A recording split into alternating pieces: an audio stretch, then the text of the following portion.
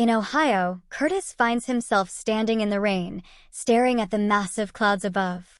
He is confused because it seems like motor oil is falling instead of water. However, it turns out to be just a dream, and the actual weather is lovely. After waking, Curtis has breakfast with his wife Samantha and their deaf daughter Hannah before heading to work. Curtis works for a construction company, while Samantha stays at home to take care of Hannah. She also sews items to sell at the local fair on Saturdays. That afternoon, Samantha hosts a play date with friends and their children at home. One friend notices that Hannah has grabbed a dangerous piece of wood with nails, prompting Samantha to rush outside to stop her, as yelling warnings isn't effective. Shortly after, heavy rain forces the construction crew to stop for the day, and the workers decide to go for a drink at the bar. Meanwhile, at home, Samantha teaches Hannah the sign for storm as they watch the rain through the window. After leaving the bar, Curtis drops off his coworker and close friend Duarte at his home. They chat for a bit, and Duarte comments on Curtis's seemingly wonderful life. Curtis confesses that things aren't always as perfect as they appear. Their conversation ends when Duarte's wife comes out, silently signaling him to come inside. Curtis then heads home and checks on Hannah. Samantha shares her concern that Hannah still struggles to connect with other children. The next day, Curtis cleans up the yard to ensure Hannah doesn't pick up any dangerous items again. A severe storm suddenly rolls in, and lightning strikes nearby, causing their dog Red to start barking frantically. As Curtis moves to hold Hannah's hand, Red breaks free from his chain and viciously bites Curtis's arm. However, Curtis wakes up. It was another nightmare. At breakfast, Curtis can't shake the feeling of how real the dream was. He sees Hannah playing with Red and, worried, takes her away from the dog. When Samantha asks what's wrong, Curtis snaps and leaves without touching his breakfast. Distracted at work, Curtis keeps looking at his arm during a meeting, still feeling the phantom pain.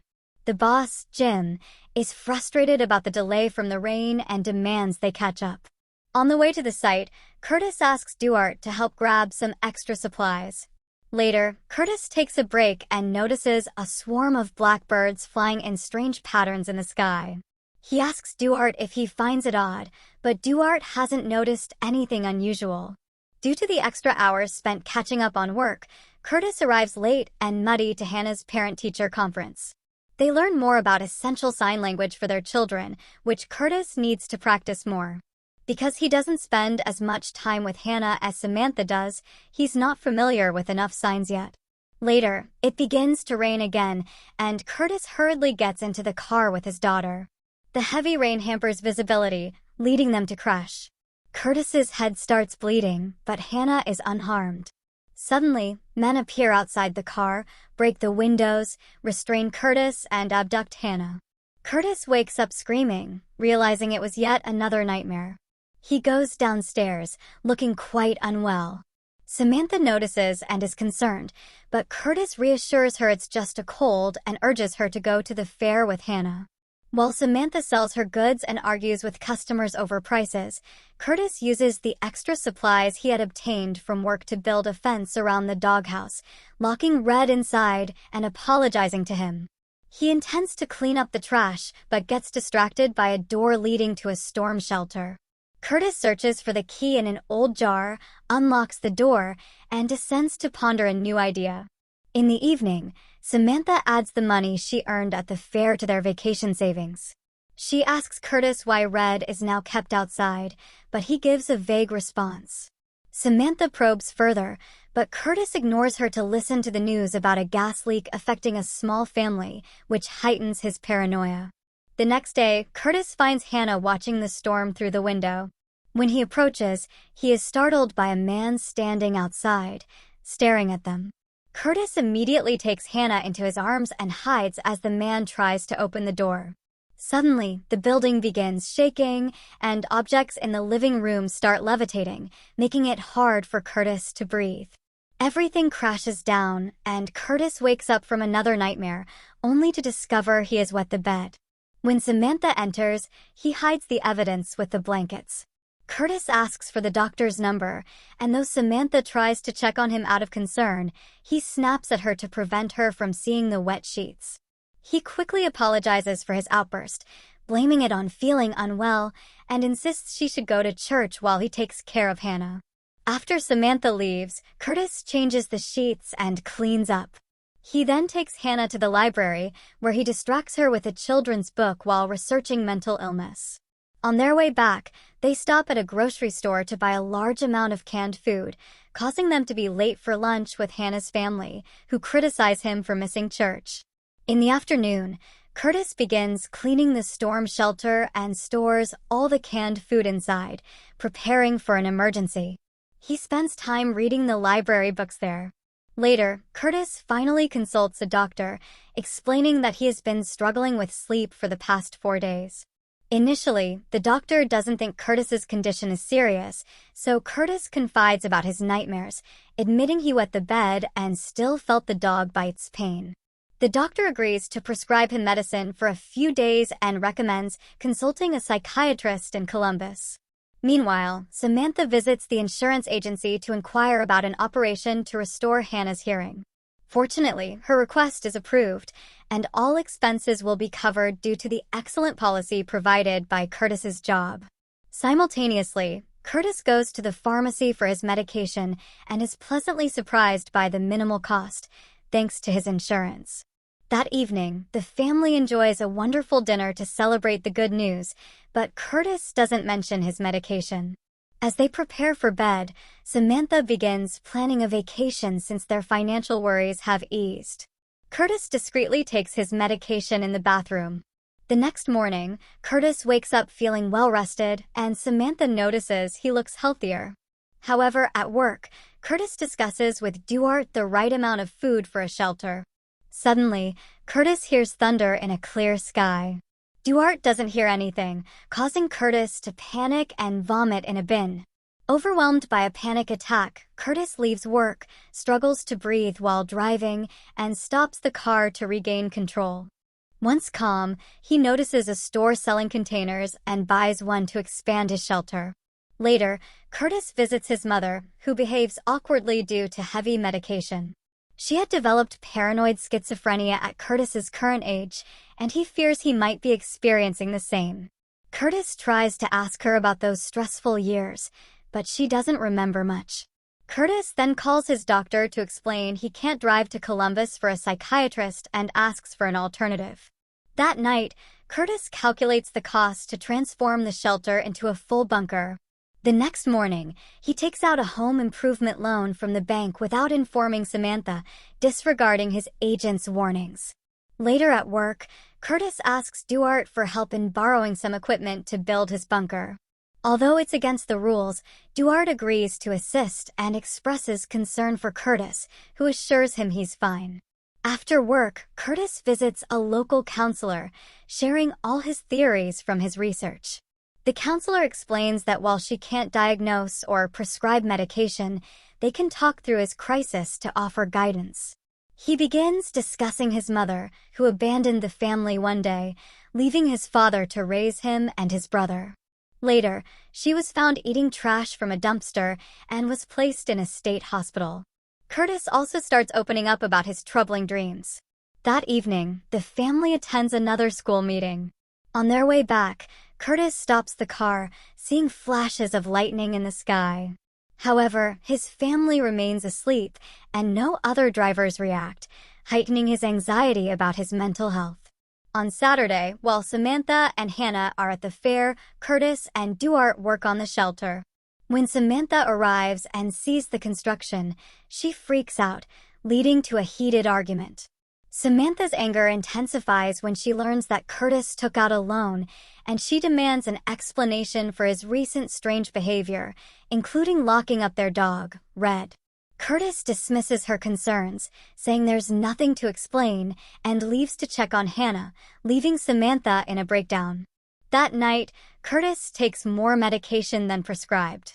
In the middle of the night, Samantha wakes up to find Curtis having a seizure and bleeding beside her. She immediately calls an ambulance, despite Curtis's insistence that it's unnecessary. After the paramedics leave, Curtis finally confides in Samantha, revealing everything. He promises to continue seeing the counselor because he doesn't want to abandon his family like his mother did. The next day, Curtis and Samantha take Hannah to the hospital for a checkup, and her surgery is scheduled for 6 weeks later. At work, Curtis speaks to his boss, Jim, asking to have Duarte removed from his crew because he doesn't want to give orders to his best friend. Jim finds this odd but agrees, while also noting Curtis's frequent absences. Curtis explains it's due to Hannah's doctor visits, but Jim issues a warning. After work, Curtis visits a store to buy gas masks, finding them very expensive. Meanwhile, Duarte's wife talks to Samantha about the rumors circulating about Curtis's behavior. Samantha defensively assures her that they're fine. Later, Curtis is working on the shelter when his brother Kyle visits, having heard about Curtis's strange behavior from Samantha. Kyle expresses concern for Curtis's well-being, but Curtis insists he's fine and suggests Kyle visit their mother. Their conversation reveals a strained relationship between the brothers.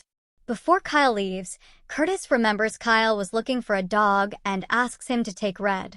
During a stormy afternoon, Curtis finds Samantha in the kitchen, soaked from the rain. They share a tense moment, and Samantha briefly considers grabbing a knife, but the confrontation doesn't escalate. However, this turns out to be another dream. During breakfast, Curtis can't shake off the unsettling feeling from the nightmare, and when Samantha tries to touch his hand, he pulls away. At that moment, they notice Jim waiting outside. Curtis hurries out to meet him and hears terrible news. Jim discovered that Curtis borrowed equipment illegally, so he's fired, with only 2 more weeks of medical insurance left. Duarte also faces 2 weeks of unpaid administrative leave for assisting him. When Curtis tells Samantha, she slaps him and storms out of the room with Hannah. Later, Curtis visits his counselor, only to find out she's been transferred, and there's a new man in her place. This new counselor wants Curtis to start from scratch, but Curtis, unable to bear going over his past and losing his progress, leaves without a word.